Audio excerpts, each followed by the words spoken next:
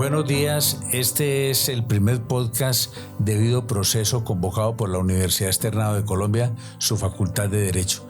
Nos complace en tener hoy en esta primera sesión del podcast del Derecho Procesal denominado Debido Proceso a la magistrada del Consejo Superior de la Judicatura, la doctora Diana Remolina, y al profesor de la Universidad Externado de Colombia, el doctor Jimmy Rojas, a quienes le damos la más cordial bienvenida.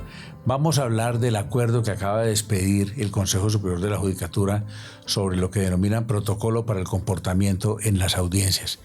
Doctora Diana, usted que es la inspiradora, ejecutora y la responsable de ese protocolo, ¿cómo siente que se va a mejorar la justicia con ese protocolo que ustedes han diseñado? Bueno, buenos días a todos. Gracias por la invitación. No sabía que era el primer podcast, de manera que pues esperemos que nos salga muy bien. Miren, yo lo que creo con esto es que vimos cuando empezamos en la virtualidad que había muchas circunstancias en las audiencias y en los protocolos que existían para las audiencias presenciales, que nos quedaba faltando algo para organizar la casa, para que las audiencias se realizaran de manera ordenada, respetuosa, con unas reglas que permitan que la audiencia arranque, se desarrolle de manera adecuada, y eso creo que va a organizar y va a ayudar a los abogados y a los jueces a que esa actuación pues se lleve de la mejor manera y cumpla los propósitos que tiene. Doctor Jimmy, usted que es abogado litigante, ¿cómo cree? ¿Cómo ha recibido usted eso? ¿Ya le aplicaron el protocolo? Sí, señor. Bueno, en primera medida, muchas gracias por la invitación al primer podcast y a la doctora Diana por estar aquí presentes. Sí, en efecto, ¿no? De hecho, cada juez ya traía su propio protocolo y creo que eso fue un poco lo que recogió la Escuela Judicial Rodrigo Lara Bonilla y el Consejo Superior de la Judicatura, ¿cierto? ¿Cómo nos ha ido? Pues es prematuro, apenas vamos a cumplir un mes de su vigencia. Sin embargo, yo quiero dar las felicitaciones al Consejo Superior de la Judicatura y a la doctora Diana por la buena intención. Pero creo que le falta un poco, y ya se ha hablado en otros foros, de modificar, de ampliarlo, y es apenas natural que esto vaya a suceder de esa manera, ¿sí? Creo que para poder interpretar el acuerdo de lado y lado de la baranda, doctor Ramiro, hay que tener en cuenta tres aspectos fundamentales. El primero de ellos, lo que implica la audiencia. Voy a ser muy breve. Lo que implica una audiencia significa un conversatorio, como el que estamos teniendo aquí, con todo el respeto, con todo el decoro. Por supuesto, el señor juez o la señora jueza son los que disponen, son los que mandan en la audiencia, eso no nos queda la menor duda, pero bajo los aspectos de dignidad. Creo que el protocolo recoge esos aspectos, ¿correcto?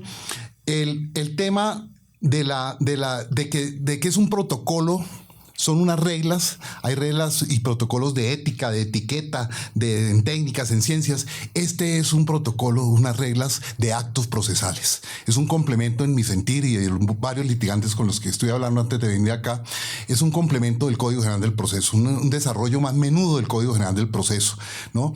Que independientemente hay normas que son inocuas realmente, que si se para uno a saludar al juez, que si no se para, que si lo hace el asiento, que si me pongo corbata, que si no. Bueno, ¿y cuál es el tercero?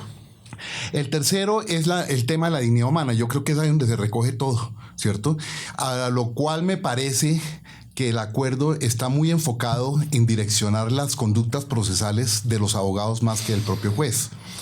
El Código General del Proceso ya traía unas normas para el juez, por supuesto, ¿cierto? Y hay otros acuerdos que implican unas normas para el juez, pero me parece que el acuerdo debe ensalzar esa figura tan importante del representante de la sociedad, porque en últimas el juez es el representante de la sociedad. Entonces me parece que para evitar el abuso de algunos, pocos realmente, pero que los hay, ¿cierto?, que se ponen la toga y se sienten unos superdioses y que pueden, digamos, perdónenme la expresión, humillar o tratar mal al auditorio, a los abogados, a las partes, a los testigos, a los auxiliares de la justicia. Entonces me parece que al protocolo le hace falta un poco de eso. Doctora Diana, usted, recogiendo lo que dice el doctor Jimmy, ¿no cree que evidentemente el comportamiento en la audiencia, en dar un protocolo, pues eso tiene que ver con las costumbres de cada quien, su torrente sanguíneo, cómo se comporta, etcétera? Pero es evidente que la oralidad sí trajo una cosa que no se veía en el proceso escritural, y es el juez déspota. Ese juez que llega a la audiencia y empieza a dar órdenes, y cuando le llevan la contraria, porque es que la audiencia es un escenario de controversia, Y hay jueces que no les gusta que le lleven la contraria y se ponen furiosos y amenazan e intimidan, y aquí la que mando soy yo y el que da las órdenes soy yo. ¿Usted no cree que es evidente que en el protocolo debería haber una norma de conducta para que el juez entienda que una persona que está en un proceso está en un trance difícil y que él como máximo rector debe darle tranquilidades a ellos? Pues mira, yo sí creo que el protocolo que tiene es una serie de reglas y de pautas de comportamientos que deseamos que ocurran, ¿cierto? Y sí deseamos, por supuesto, que que los abogados sean respetuosos, que los abogados se presenten de una manera adecuada, que los abogados actúen de una manera respetuosa, y por supuesto que también se espera lo mismo de los jueces. Y esperamos que los jueces respeten a las partes, que los jueces entiendan en qué escenario están. Creo que si esos casos ocurren, seguramente que sean la excepción, porque en realidad yo he hablado con los jueces y los jueces, digamos, tienen una mística por lo que están haciendo. Eso es verdad. De manera que seguramente sean las excepciones. Creo que si hubiera necesidad de hablar o escribir algo dirigido a los jueces, porque si nos han dicho cómo les piden a los abogados que sean respetuosos, pero no le dicen al juez que sea respetuoso con las partes, si hiciera falta, lo podríamos hacer. Digamos, el protocolo no es un documento acabado. Creo que, como usted lo dice, doctor Jimmy, estamos empezando a ver cómo funciona, a ver qué falta, y seguramente que sería, si fuera necesario, lo haríamos. Pero creo que esa excepción, pues tendríamos que trabajarla con los jueces directamente y, si fuera el caso, incluirlo, pero siempre es la excepción. Ahora hay un punto importante, doctor Ramiro y doctora Diana, es el tema de la conducta procesal de las partes. Es que mire, se ha discutido si el abogado se presenta en pantuflas y en pantaloneta, ¿no? ¿Qué busca con eso? O sea, ¿qué pretende? ¿Burlarse del juez, burlarse de la contraparte, asumir una postura ofensiva, ¿no? Eso en últimas, yo creo que no hay necesidad ni de decretar la nulidad o abrirle un disciplinario, sino que el mismo juez, como está obligado, de acuerdo con el 280 y el 241 del Código General del Proceso, implica una conducta procesal, más que si lleva la corbata o no, más que si va en playero o no, ¿cierto? Lo que busca el abogado con eso. Y eso puede tener repercusiones sustanciales a la hora de la valoración. Es un problema de sana crítica. Usted dice, por ejemplo, si una persona se presenta en una facha inadecuada y está pensando en entorpecer la audiencia. Puede ser, no necesariamente, porque depende del contexto, ¿sí? Si estamos en la costa, en un día caluroso de pronto, y si yo voy en camiseta, pues no, eso no tendría nada. Pero si yo con eso pretendo ofender la audiencia, si yo con eso pretendo mostrar una rebeldía o algo, o ir como en contravía de todo el sistema, pues seguramente es porque algún grado de responsabilidad tengo. Mire, eso es un problema de sana crítica, es un problema de reglas de la experiencia, ¿correcto? Que el juez tiene y está obligado a valorar, y si es el caso, derivar indicios de allí. Entonces yo creo que la sanción es más que abrir un disciplinario, más que pensar en decretar una nulidad donde de pronto no la hay porque no está arreglada y nos seguimos por nulidades arregladas, ¿cierto? Eso tendría consecuencias sustanciales a la hora del fallo. Doctora Diana, usted que está en el Consejo Superior de la Judicatura, ¿no es conveniente que los jueces tengan claridad que en el marco de esas audiencias deben estar más involucrados con las medidas correccionales que con esa aparatosa situación de compulsarle copias a todo el mundo? Bueno, lo que pasa es que no sabemos cómo van a proceder los jueces con el protocolo, ¿no? Digamos, al otro día de que expedimos este acuerdo, que tuvimos la posibilidad de darlo a conocer, a mí me empezaron a escribir los abogados, bueno, hagan cumplir el protocolo, porque estoy aquí en una audiencia y el único que tiene la cámara prendida es el fiscal, el único que esta persona llegó en camiseta. ¿Qué es lo que van a hacer? Vamos a ver los jueces cómo incorporan el protocolo. Sí queremos hacer que los jueces cumplan el protocolo, que lo hagan cumplir, que no, por eso, doctora, pero mi pregunta es, ese es un código rector para que el juez diga la audiencia se hace de esta manera, sí. Pero cuando se salen de esas maneras, de esas formas, ¿qué es lo que debe tener el juez en la cabeza? ¿Tomar una medida correccional o inmediatamente ponerse a compulsar copias para que investiguen a los abogados? Yo creo que lo primero que tiene el juez como director del proceso son sus medidas correccionales, de manera respetuosa, no como usted lo dice, que sean, digamos, déspotas. Obviamente que lo tendrán que, y como usted lo dice, seguramente lo incorporarán inicial, ¿no? en su proceder, en su análisis, etcétera. Tal vez quizás dependiendo de las condiciones de la interferencia o de lo que fuera, el juez podrá asumir una sanción mucho más fuerte que hacer el llamado correctivo en la audiencia, ¿no?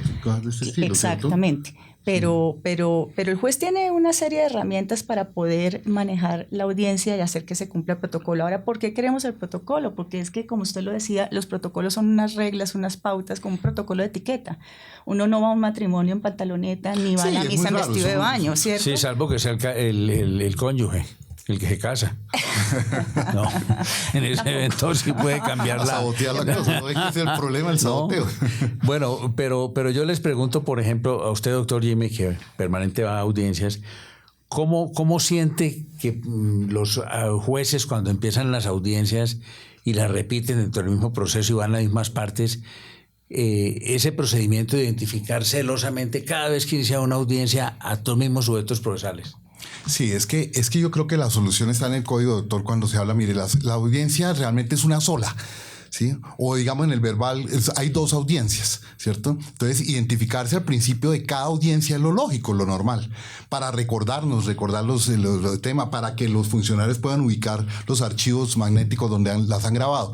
Pero si se suspende la audiencia porque estamos en conciliación y una de las partes dice, mire, déjeme hablar con mi cliente o con mi abogado 10 minuticos a ver si concilio o no, y volver otra vez a identificar a los 10 minutos, a los 20 minutos, me parece que no tiene sentido. ¿A dónde está el tema cuando se habla sin solución de continuidad a la audiencia?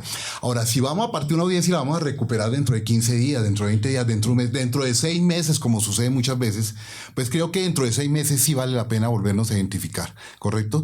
Pero lo demás implica una pérdida de tiempo innecesaria. Además de que es como una desconfianza que se genera allí, ¿cierto? ¿Será que se cambió el abogado? ¿Sí será el doctor Ramiro? ¿No era el doctor Ramiro? ¿Será un tipo parecido que viene aquí? Eso poco sucede, eso no, es improbable que suceda. Pero ¿cierto? No tiene sentido, doctora, que si usted, por ejemplo, está en una audiencia y va a iniciarla y se le presenta un abogado que usted conoce de vista, trato y comunicación, ¿no es un poquito de solemnidad ridícula tratar de identificar a quien usted conoce claramente? Bueno, lo que pasa es que tenemos que... Una parte es la dinámica misma de la audiencia, pero otra parte es la necesidad que tenemos de poder archivar y guardar debidamente las audiencias. Entonces, digamos que en ese proceso de identificación que se dejó ahí, de identificar inicialmente verbalmente el nombre, el número del proceso, etcétera, que además de la parte procesal que ustedes manejan bien, a efectos de la tecnología y del archivo y el almacenamiento con seguridad de las audiencias, pues se necesitan esos macrodatos, como nos dicen los ingenieros. Entonces sí creo que el protocolo lo que señala es identifique la audiencia, por supuesto, porque eso es lo que nos hace vincular la audiencia con el expediente. Luego tendremos que mandar esa audiencia al expediente y para eso necesitamos esos datos. Y de ahí lo sacan los sistemas para poderlos almacenar debidamente. Ahora, lo que el protocolo plantea un poquito para evitar eso y para probar eso es que cada audiencia tenga un único link. Es decir, que no haya distintos links para juntar después y tener que identificarlos cada vez. De manera que, creo igual que lo dice el doctor Jimmy, si es una sola reunión, si hay una suspensión, en el mismo link se va a seguir grabando la audiencia, de manera que no va a ser necesaria esa reiteración de los datos. Pero si la audiencia se acaba hoy y va a continuar en 6 meses, cuando regresemos habrá otro link y seguramente que allí tocará volver a dar los datos para poderlos almacenar, sobre todo para efectos de almacenamiento. No es un tema de no conocer a la parte, sino que después nos quedaría una grabación anónima por las voces solamente. ¿Sabe, doctora, que hay procesos en los que hay 10 sujetos procesales? ¿Cuánto se demora esa fase de que aquí yo tal, apoderado de tal, que mi cédula, mi TP, se demora a veces 20 minutos, media hora? Eso es un tema que se puede obviar. Yo le pregunto, doctor Jimmy, o doctora Diana, entonces... ¿en ese protocolo tiene algún sentido una obligación para el juez? Las partes deben estar a la hora en que se inicia la audiencia. ¿El juez también tiene que estar o puede llegar en cualquier momento? También tiene que estar. Puede ser que se nos haya pasado poner eso, pero se supone que, miren el supuesto del protocolo, es que el juez está iniciando la audiencia. Entonces estamos diciendo... Pero en la práctica no es así. No, dice que eso nos dijeron después. Nosotros. Sí. El protocolo dice el abogado tiene que estar un cuarto de hora. Mire, no son todos, vuelvo y repito, pero algunos sí lo tienen a uno una media hora, 45 minutos, 1 hora, y uno ya no sabe qué hacer y el cliente se desespera y los testigos dicen, pero me hicieron meter aquí para identificarme, aquí estamos, nos vamos, nos quedamos. Entonces se empieza a generar una zozobra. Bueno, pero es muy importante que este podcast deje en claro, por ejemplo, cosas como esas. No es necesario estar identificando a las personas cuando ya están identificadas porque están en el mismo link, cuando hay evento. Segundo, es obligación del juez que preside la audiencia, que esté al minuto en el que se va a iniciar. Que sea respetuoso con las partes. Que sea respetuoso, que sea respetuoso. ¿Y cuál es el tiempo máximo de duración de una audiencia, dijéramos, para que, por ejemplo, las clases hoy en día, los grandes pensadores dicen que una buena clase es aquella que no dura más de 25 minutos. Uh-huh. ¿Cuánto debe durar una audiencia para que el público no esté cansado, que el juez no esté fatigado, que pueda comprender? ¿Cuánto debe demorar? Bueno, pero las normas procesales tienen sus tiempos, ¿no? El testimonio dura tanto, nadie puede hablar más de esto. 20 minutos. Exactamente. Ahí hay un parámetro. Y como el juez guíe la audiencia, como el juez la adelante, pues eso al final va a definir la duración de la misma. Hay un tema, disculpe, doctor Ramiro, que yo sí quisiera, el tema de solo poder tomar agua, por ejemplo. ¿Sí? Yo creo que eso ha causado molestia, perdóneme. Eso sí lo he hablado con varios abogados y ha causado molestia, ¿sí? No se trata de almorzar delante de la gente ni demás. Como los congresistas. Pero, doctor Jimmy, exacto, pero déjeme interrumpirlo un poquito. Mire, sí pasa. Un café, sí pasa que, doctora. Que la gente come. La gente, sí pasa, la gente y eso hay come. Claro, no, eso estamos de acuerdo. Mire, estamos de acuerdo. Pero le voy a decir esto. Dígame, cuando pensamos en eso, mire, nosotros revisamos muchos protocolos para hacer esto. O sea, esto no fue solamente una discusión que dijimos, bueno, hagámoslo así. Revisamos protocolos en el mundo. En el mundo está prohibido servir cafecito en la audiencia porque no es una cafetería, no es una charla, no es una cosa, digamos, agradable como esta que podemos estar hablando. Y lo otro que pensábamos es, si dejamos tomar al que quiera algo, pues entonces uno va a decir, yo quiero café, yo quiero chocolate, a mí lo que me provoca es una bebida energizante, a mí lo que me provoca es un cafecito envenenado, ¿cierto? Entonces, pues lo mejor era por lo sano. Fíjense que yo ayer estaba en una audiencia pública, de otro estilo, por supuesto, y iba a tomar café. Inmediatamente me acordé del protocolo. Yo estoy delante de una persona que me está viendo, nos sirvió un manicito.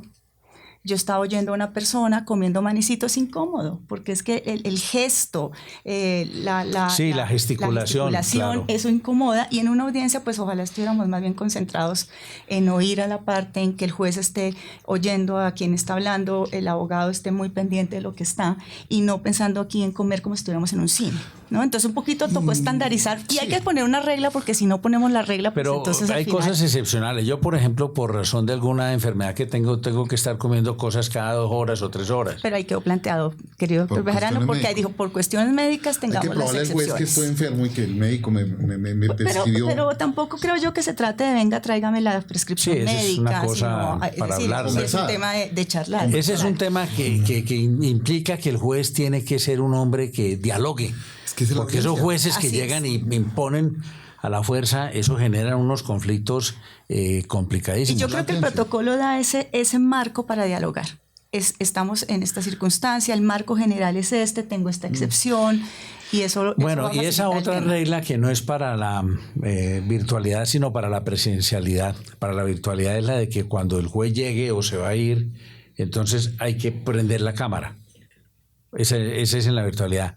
Pero en la presencialidad hay que ponerse de pie. Esa es una regla de cortesía. Cuando llega una persona, pues uno se pone de pie para saludarla. Así nos enseñaron, sí. Sí, así es, claro. Eso está, en cierta forma, se parece al manual de buen comportamiento de Carreño. La urbanidad de Carreño. Pero, de la urbanidad de Carreño. Pero entonces uno pregunta, ¿y qué pasa si usted llega como jueza y no ve que ninguno se paró? Pues una falta de respeto, ¿no? Es decir, lo que usted decía, si yo me siento aquí para decirle al juez, muy oronda, usted es el juez, pero yo soy el abogado y me quedo aquí sentada, pues eso generará algún tipo de análisis del juez y también de poder correccional. Yo creo que el juez podría decir, bueno, de pie, ¿cierto? Veremos cómo cada juez en su formación lo maneja. Sí, porque yo me sentiría un poco ridículo como juez diciéndole, pónganse de pie. Esas son cosas pues como exaltación de la propia personalidad, pero bueno, en fin, se trata de la dignidad de la justicia. ¿Y qué otra recomendación cree usted que hoy ya, cuando esto lleva un mes, porque una cosa es proyectar algo para que rija y otra ya viéndola rigiendo? ¿Usted qué falta le ve a ese acuerdo? Bueno, y quizás algunas de las que ustedes han mencionado que lo hicimos pensando en que el juez está allí, no le hicimos algunos llamados a los jueces que veremos si hace falta, porque estamos tratando de hacer una sensibilización a los jueces para que lo hagan cumplir, para que ellos mismos, por supuesto, lo cumplan, ¿cierto? Para que los abogados lo acepten. Yo he recibido comentarios de abogados muy favorables a esto, nos dicen que hacía falta, que por fin lo sacamos, de manera que yo quisiera esperar un poquito a que avancemos. Entonces, a ver si necesitamos modificarlo. Si me cuentan que toca arreglarle, claro que lo revisamos. Sí, yo simplemente lo que le he notado desde siempre, que me parece que hay que pensar que el juez también es parte de esa audiencia y hay que darle unos parámetros. ¿Y usted, doctor Jimmy? No, yo creo que por la misma línea, doctor Bejarano, ¿cierto? Equilibrar un poco más las cosas y insisto en que la audiencia es un conversatorio con toda la altura, con todo el decoro y la dignidad, y por lo tanto debe haber equilibrio entre las partes. Y el juez es parte allí, así no sea una parte procesal, ¿cierto? Pero sí es parte de ese escenario y es el que lo dirige y debe dar ejemplo. Por ejemplo, llegando temprano, llegando oportunamente, ¿sí? Dando los ritmos y dirigiendo la audiencia sin un rigor extremo y sin tampoco que haya, pues, por supuesto, excesivo ritual manifiesto. Para terminar mi intervención, me parece importante que hayan dejado ese enunciado del artículo 11. Para mí el artículo 11 del Código General del Proceso es el resumen del Código, ¿cierto? Ese último enunciado de que el juez procurará evitar a toda costa, pues, trámites innecesarios, injustificados, que lo único que hacen es dilatar y, si estamos en audiencia, exacerbar los ánimos, porque es muy fácil que los ánimos se exacerben en audiencia, no solamente entre las partes, sino a veces del propio juez. Ok, bueno, pues llegamos al final de este primer podcast debido proceso convocado por la Universidad Externa de Colombia, su Facultad de Derecho. Muchas gracias, doctora Diana. Gracias a usted. Doctor Jimmy, muchas gracias. A usted, doctor. Invito a todos ustedes, a los que están viendo este podcast, a que además visiten nuestra página web y tengan acceso gratuitamente al Código General del Proceso comentado que lo estamos ofreciendo. Muchas gracias y nos veremos pronto en este podcast debido proceso.